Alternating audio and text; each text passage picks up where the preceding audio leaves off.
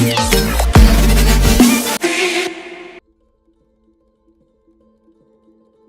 morning, everyone. And for those of you who are joining us from the other parts of the world, good day to you. I have great pleasure in hosting today a very senior and seasoned community development leader. So I'm very pleased to speak with you and Andrew today on the work that he's doing. Let me just give you a brief introduction of Andrew before we hear more from him. So Andrew's been working in management roles in the international community development and services sector for more than 20 years. He's done this very successfully in Central and East Africa, Australia, and now in Singapore. He's very experienced in social design, community development, and he has implemented numerous social programs, including the one that he's currently working on. He today runs a very successful nonprofit NGO called Changing Minds. They are here registered in Singapore, and he works as the CEO on a voluntary basis. His primary interest is really in youth, in particular on youth mental health and well-being. So I'm really pleased. Welcome, Andrew, and I'm really excited to speak to you today. Thanks, Ravi. It's great to be here with you. Thank you. So I want to start off by maybe for those of our listeners who are new to this space and those who have some experience, could you highlight the work that Changing Minds doing and maybe talk a little bit more about community development in general or in youth mental wellness? Yeah, so the work that Changing Minds does is based on practice called asset-based community development. And basically it's a form of community development that is very much about community empowerment and involves the community driving the processes of development and change within the community. What Changing Minds does is primarily we offer support to ground up and youth-led initiatives that are addressing youth mental health and wellbeing. And we do that through helping them to increase their capacity to do what they're doing well and sustainably. And the way that we do that is through offering a range of different sort of capacity building programs. We do consulting, mentoring, really sort of getting alongside, the young people that are working in the grassroots sector to make a difference for their peers when it comes to mental health and wellbeing in Singapore.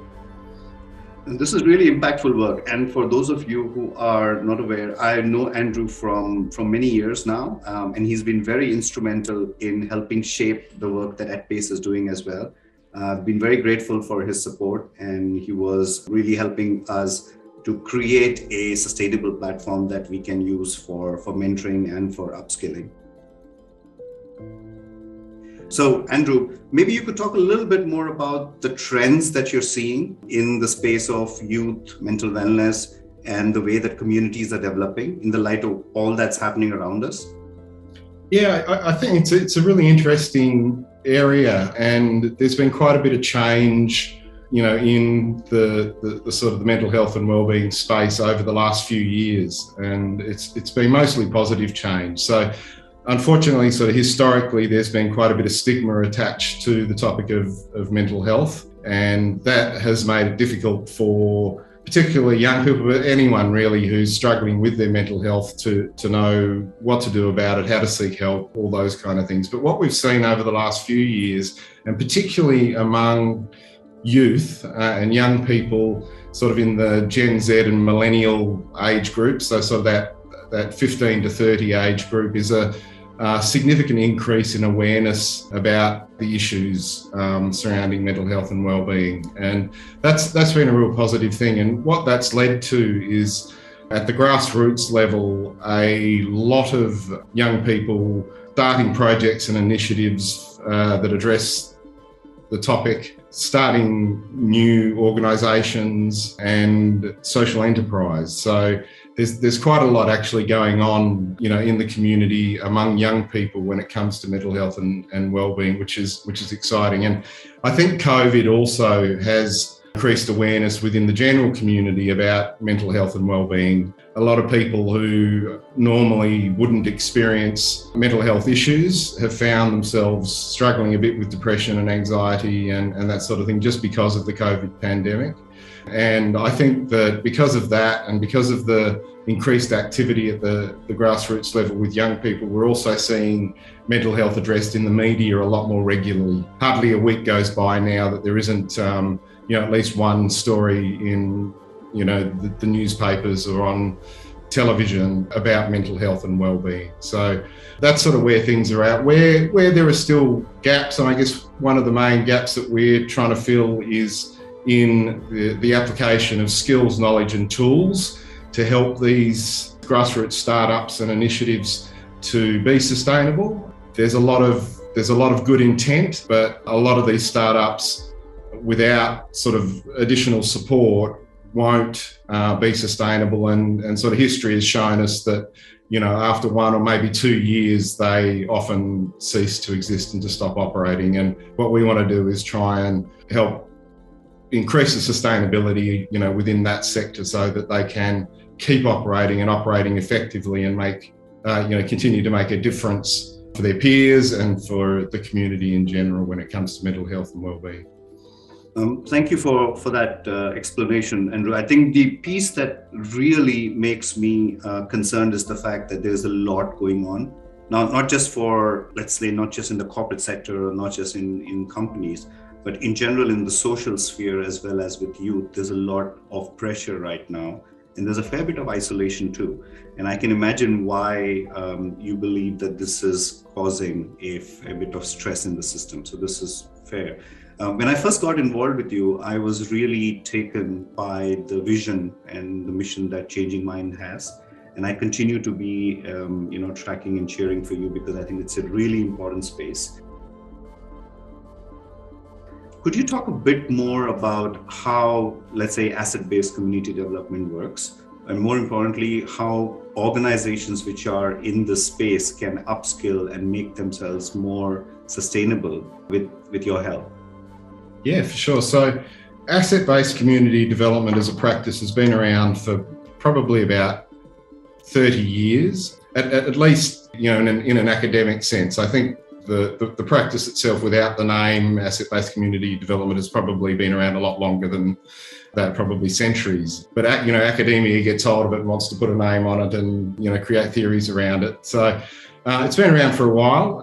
Essentially what it is, well, it's described using several cliches. One of those cliches is a glass half full cliche, as opposed to a glass half empty cliche.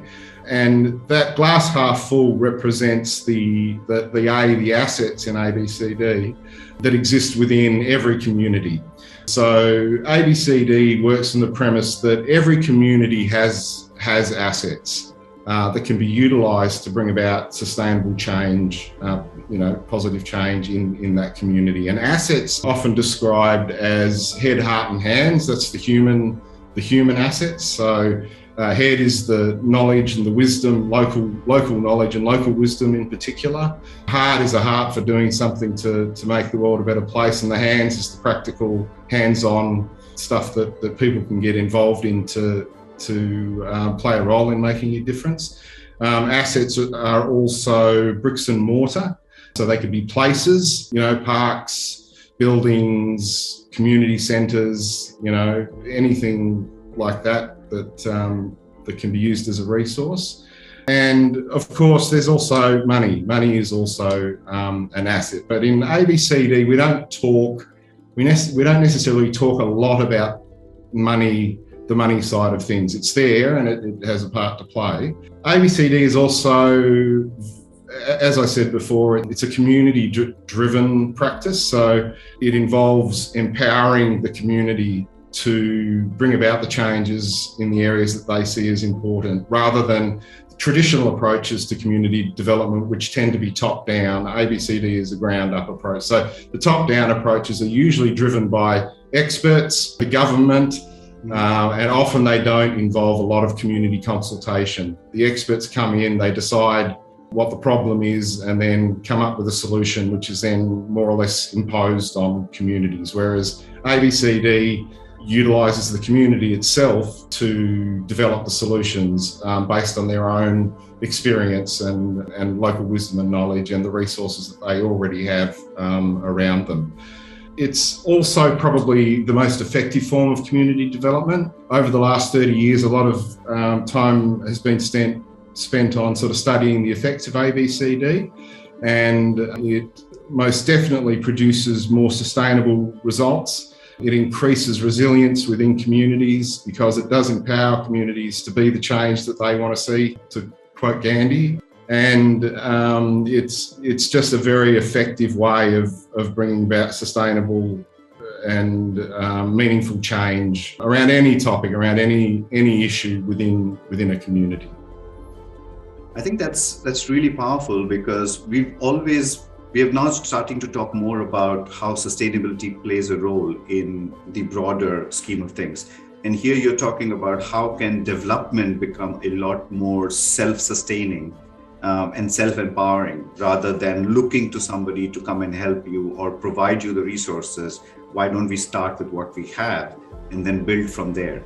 I think that's a really, really empowering thought, and it creates a mindset of self-sufficiency rather than trying to look to somebody else to solve things for you. So I think it's really powerful. Now, this wouldn't come that easy, I presume.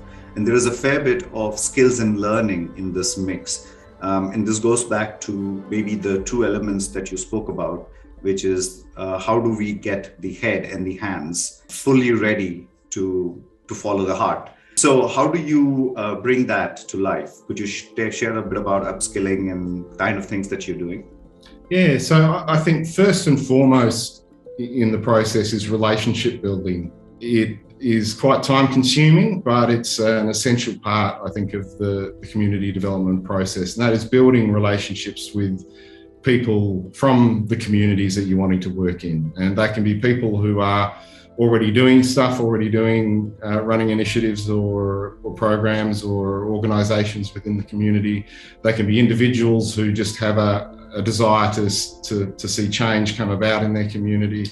But yeah, that relationship building piece is really, really important. That creates trust, and it helps to open the door then to working effectively with the people to bring about that change in their community. Changing minds then is developed, or has developed, and we're still in sort of the processes of refining and developing a range of programs for upskilling people in social design and innovation, and programs that deal with the mechanics of project management, of developing and designing effective social programs, and also just some of the business back end stuff that a lot of people don't have. They want to bring about change, they want to be involved in it and are starting sort of new initiatives and organisations, but perhaps they don't have the business background or some of the skills and knowledge that they need to start and effectively run an organisation. So helping with the setup and giving them some of the knowledge that and skills that they need to be able to operate an organisation or to manage, effectively manage a project or initiative. And some of that is we're getting more sort of into some localised content as well. So some of that's involving people like company secretaries coming to talk about the processes that are involved in setting up an organisation and registering with ACRA, and what's the best path to follow. Are we better off being a for-profit social enterprise, or are we better off being a not-for-profit? There's lots of sort of decisions and nuts and bolts and sort of mechanics around all that sort of stuff that a lot of people don't really have any idea about, and we're wanting to sort of help impart that knowledge and understanding to the people that we're working with. And you're so right, because this is probably one of the most empowering things that you can provide to them, is being able to skill them to a level where they can continue to operate on their own and not make the mistakes that people have made before them or they have made themselves. Now, I presume a lot of this requires a fair bit of hand-holding as well. And mentoring is a good way to ensure that there's a follow-through on the learning process. What kind of mentoring programs are you running, or what kind of mentoring programs do you have in play coming up that people could be part of? Yeah, well, at the moment, mentoring has been on kind of a very small scale. We started out looking at sort of more of a consultancy model, but that consultancy model, because we found that we were working more with individuals than with organisations, although we do have worked with and are working with some small organisations, but we were mostly working with individuals. The consultancy model kind of turned more into a mentoring model, and basically what we've done, and it's been primarily myself at this point in time, is just got alongside. Been approached by young people wanting to create an organisation or an initiative, and just getting alongside them and helping them, through the different steps that they need to take in order to, set themselves up, helping them make that decision about whether to remain informal, sort of as an informal association, or whether to formalise what they're doing, helping them we've helped a couple of young people with event management, development and management. They've wanted to run events. So we've helped them organise those events and put them together, helping with things like impact and outcomes measurement, which is a really kind of a burgeoning sort of area of importance within the social sector, and particularly when it comes to funding. So helping them to understand how to capture the outcomes of what they're doing, use that for their own management of the initiatives, but also to use that as proof of their track record with funders and that sort of thing. But yeah, we are keen to sort of increase the level of mentoring that we're doing, and very interested in talking to anyone who would like to come on board as a mentor.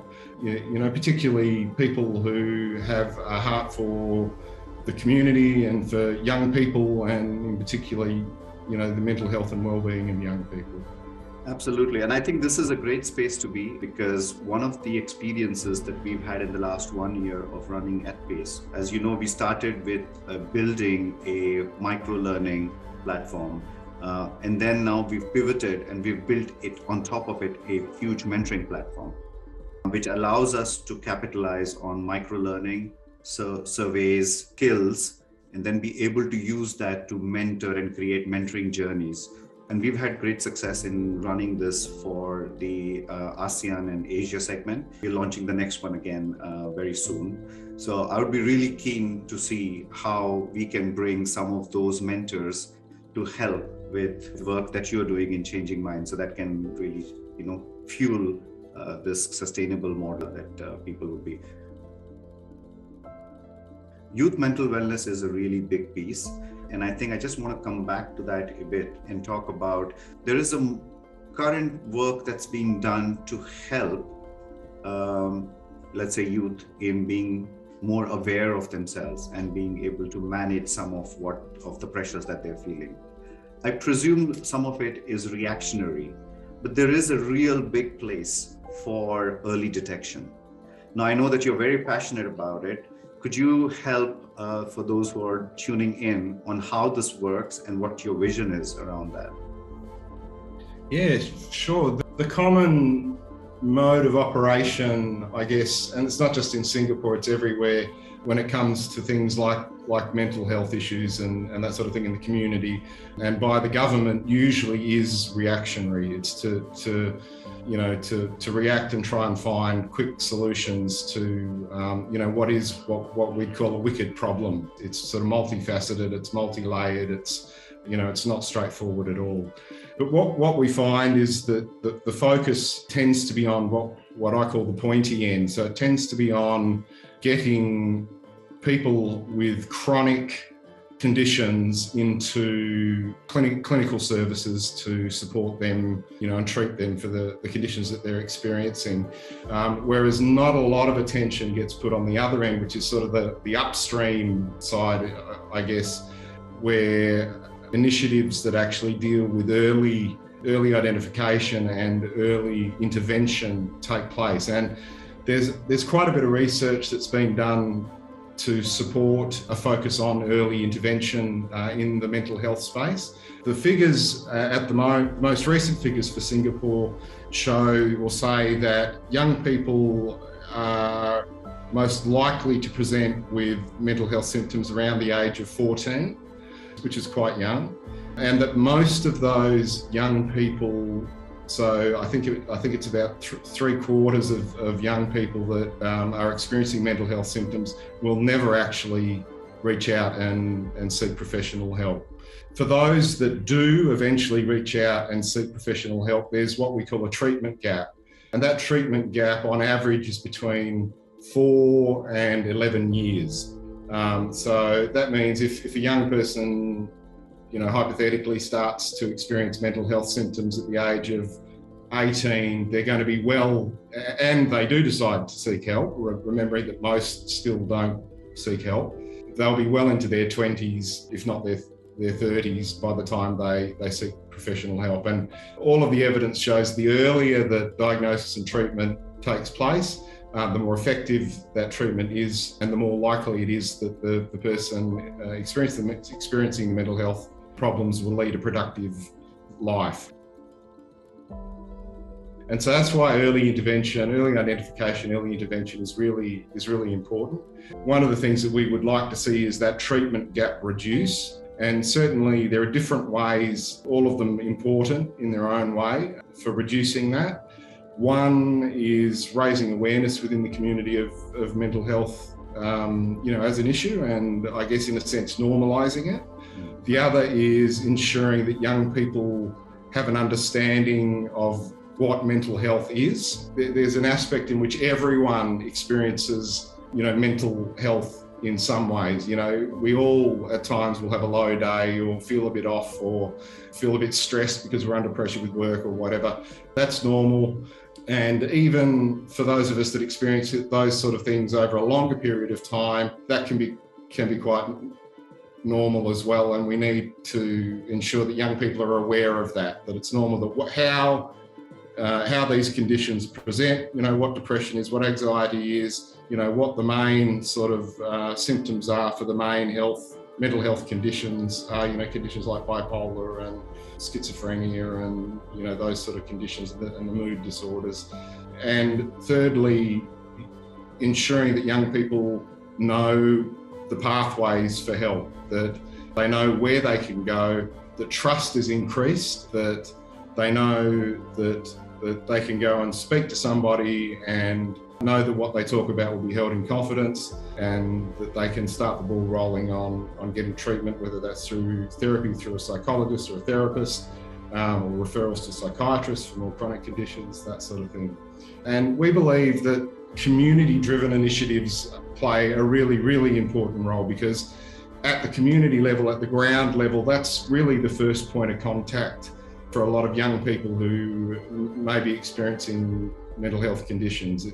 It's their peers, it's the community groups that they're a part of, the sporting clubs, the youth groups, the youth societies that they're a part of. They're all sort of the first points of contact for young people. And, we think it would be fantastic if all of those organisations and more were equipped to provide the support that these young people require, to help them seek help if they need it, or just to keep doing what a lot of these organisations do well in terms of providing a supportive community, but doing it intentionally. Well, at the moment they're probably doing it incidentally, really doing it intentionally, knowing that mental health is a part of the process and one of the outcomes they can achieve, in the work that they're doing. I think you're so right. I think as I was growing up, I think there was a fair bit of anxiety that I was dealing with just because of the kind of pressure that we had building up back that day. I think if you look at now, that has compounded. And I think just the explosion of technology, social media, expectations, and other sort of unprecedented moves like COVID, social isolation, everything going virtual, I'm pretty sure has exasperated that situation a lot more. I really appreciate you bringing out those three elements. One is you need to be aware, and most of the children might not be aware, or most of the youth might not be aware that this is something that requires them to be doing something about it, because they might just look at it as there's something off and I will just try and plow through it in some way. I think the second one is being able to take the stigma out, the normalization piece of looking for help is a big sort of blocker, especially in Asian society where we tend to be a lot more conservative in our thoughts. And then the last one is, how can people detect some of it, build the trust, and be able to take them to get the right degree of help for their specific condition. There is such a nuanced story in that sense, because it can go all the way from just feeling stress to really difficult conditions that need to be addressed quickly. So it's really hard, and I think the spectrum is huge. Just in terms of being able to contact you or collaborate with you, how would you like people to reach out to you at Changing Minds? What's the best way to catch you? Yeah, look, collaboration is something that we love and see as really important. The best way would probably be to email me. Andrew@changingminds.co is my email address. You can also visit our website, and there's contact details on the website. Website's just changingminds.co. Brilliant. So thank you, Andrew, for coming in and speaking with us on this really important aspect. And I wish you luck, and I hope that we can continue to collaborate with that pace and be able to support community development going forward. Thanks so much, Ravi. It's been a pleasure. Thank you.